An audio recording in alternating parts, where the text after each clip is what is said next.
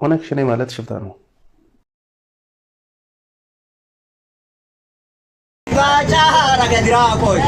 ጫካ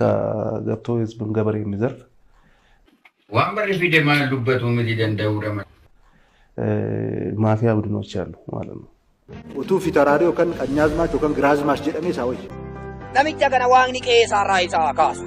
horii isaarraa isaa kaasu qeessaa nagaan argatin daa'imni isaan guddatin jilbool jetteen qabatiniin waaqni isaa gogsu biyya kanarraa isaa kaasu egaa gadaan gabbina egaa kan isin jettan tolaadha tolaan nu haa ga'u hamaan namicha kana haa ga'u waaqni odaana bee waaqni oromoo gadi isaa galabbata hulluun gadi isaa galabbata abdaariin gadi isaa galabbata horii isaan hin dagaaginiin hin horiin ilboosaa